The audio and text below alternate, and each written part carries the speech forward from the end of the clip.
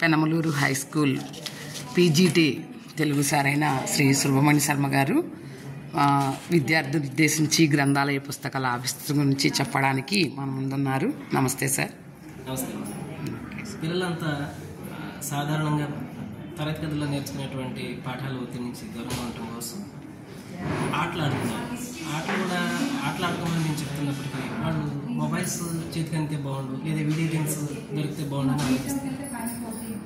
ఆటలాడుకున్న శారీరక వికాసానికి, ఆరోగ్యానికి ఎంత ముఖ్యమో అలాగే ఒకసారి గ్రంథాలయానికి వచ్చి పుస్తకాలను చదివే అలవాటును కనుక మెల్లగా విద్యార్థులు పెంచుకుంటే వారికి ఇక్కడ చాలా రకాల పుస్తకాలు అందుబాటులో ఉంటాయి. కథల పుస్తకాలు, నీతి పుస్తకాలు, గణితానికి సంబంధించిన పుస్తకాలు. ఇలా ఒక్కసారి వాళ్ళు గ్రంథాలయం లోపలికి ప్రవేశిస్తే ఇక్కడ ఉండేటువంటి ఈ ప్రపంచంలోకి మెల్లగా వాళ్ళు ప్రవేశించాలి. అదే అతి ముఖ్యమైనది. ఒకసారి వచ్చిన తర్వాత తమకు నచ్చిన పుస్తకాలు ఏంటో చూడటం, తద్వారా ప్రతి పుస్తకం ఒక కొత్త ఆలోచన ఇస్తుంది.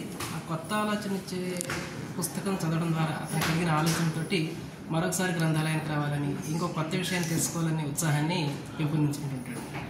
ఇందుకు ఉపాధ్యాయులు కూడా తగినంత అవకాశం ఇప్పుడు ఇస్తున్నారు. సమగ్ర శిక్ష నుంచి ప్రతి పాఠశాలకి వందల సంఖ్యలో పుస్తకాలు ఏటా వస్తున్నాయి. కాబట్టి ఈ వచ్చే పుస్తకాలన్నింటినీ విద్యార్థులు తమ స్థాయికి తగిన పుస్తకాలని ఎంచుకొని ముందుగా చదవటం ప్రారంభిస్తే మెల్లగా వాళ్ళు కొత్త సృజనాత్మక నైపుణ్యాన్ని పెంపొందించుకుంటారు. తద్వారా సొంతంగా కథలను చెప్పగలుగుతారు, తమకు నచ్చిన దాన్ని రాయగలుగుతారు.